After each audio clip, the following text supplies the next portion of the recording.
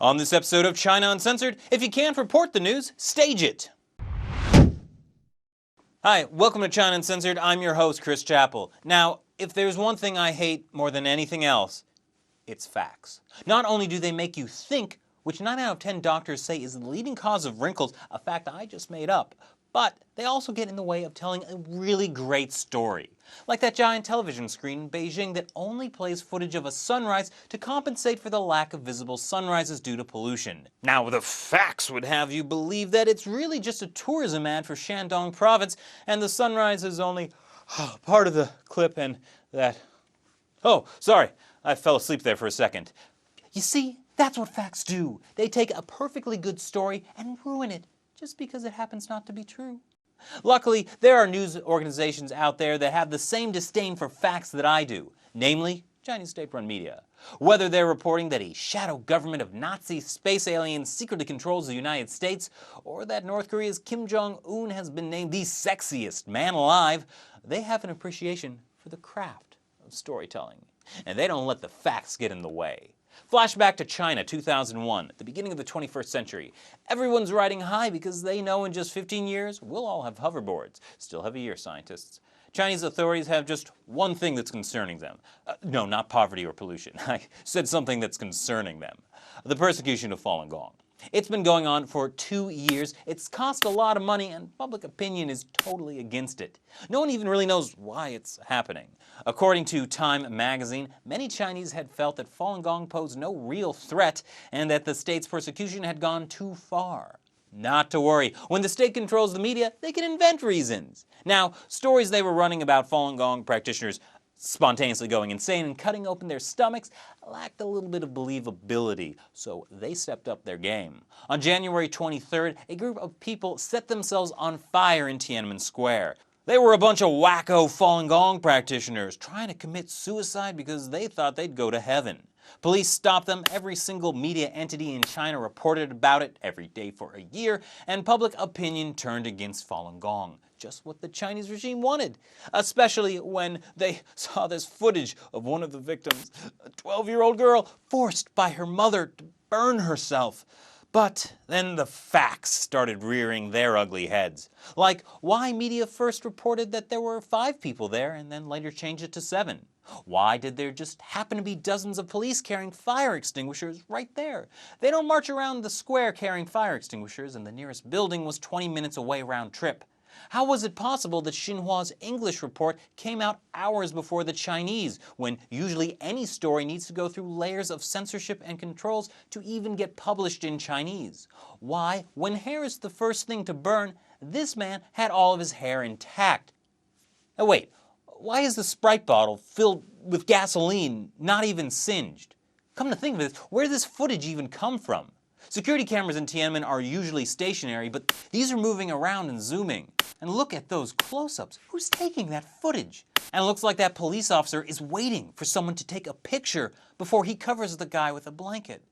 Now, state media said it came from a CNN camera crew that was there reporting on routine protests by Falun Gong practitioners, but CNN said they were immediately detained and didn't shoot anything, so it couldn't possibly be their footage.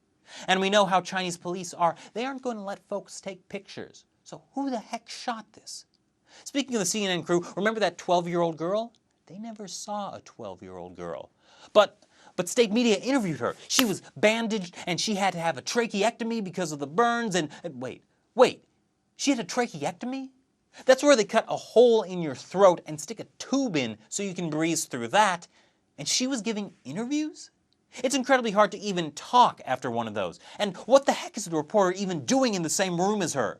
Burn victims are supposed to be in a sterile room, and this 12-year-old burn victim is giving interviews in an exposed room, and no one is wearing face masks. It's like they want her to get an infection, unless she's not actually burned. But if she's not burned, why did she suddenly die a few weeks later, right before she was supposed to leave the hospital? Oh my God. Now, as for her mother, the Falun Gong practitioner who dragged her to Tiananmen to immolate with her, yeah, well, turns out she wasn't a Falun Gong practitioner. Philip Han of the Washington Post went to her hometown of Kaifeng 2 weeks later and found out she worked in a nightclub, took money to keep men company, and beat her mother and daughter. No one ever saw her practice Falun Gong. Well, state media has an answer for that. The Washington Post article came out on February 4th. 4 days later, Xinhua reported she started practicing after the persecution began, so she did it secretly, even though a January 30th government report said she started practicing well before the persecution began. What is going on here? Okay, well, whoever she was, she did die during the immolation. That's a fact. And by died during the immolation, I mean, as the Boston Globe first pointed out, was bludgeoned. Boom.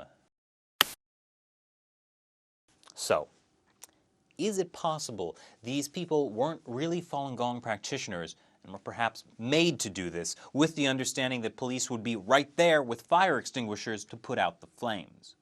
So, as all of these different Western media groups were beginning to realize something pretty fishy was going on, Chinese media changed their story again.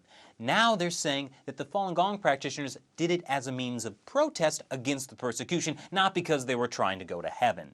Well, yes, that is a bit more believable, except for the fact that you just changed your story and it's so clearly staged. And if they did it to protest the persecution, why did they immediately give interviews saying the persecution was a good thing? So, what did the Chinese regime do in the aftermath? Well, the first thing they do is ban the book Yellow Disaster by Wang Lixiong. In Chapter 2, someone pays off a group of terminally ill patients to burn themselves in Tiananmen Square so they can frame their opponents and thus begin a politically motivated persecution. But then they shove this self-immolation story down everyone's throat, not in just the media. This story is carried everywhere. Economic reports, retiree publications, chemistry journals, teacher training manuals, even elementary school textbooks. According to Philip Han, regular anti-Falun Gong classes are scheduled in schools. In Kaifeng, remember the hometown of that one lady, they make anti-Falun Gong stamps. Mickey Spiegel of Human Rights Watch wrote that 8 million students joined anti-Falun Gong organizations and 12 million children submitted writings criticizing Falun Gong. Freedom House reported the scale of imprisonment, torture, and deaths of Falun Gong practitioners in custody increased significantly. Ironically, Jiang Zemin, the mastermind behind the persecution, said if Falun Gong practitioners are beaten to death, it counts as suicide.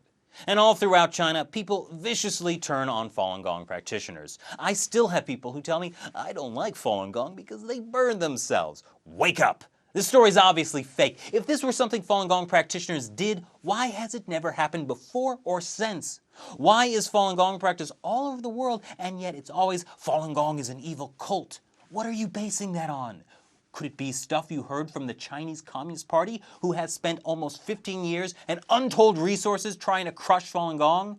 And this story isn't dead either. Just a few weeks ago, I reported on crazy Chinese millionaire Chen Guangbiao saying he was going to pay for 2 of these immolation survivors to have corrective plastic surgery. Think about that. These 2 women have been pretty much under house arrest for over a decade, only paraded out to talk to media about the self-immolation, and now he brings them to New York City for a press conference. Doesn't that sound a little fishy? Wait a minute. The real story, even with all its facts, is actually more interesting than the made-up one.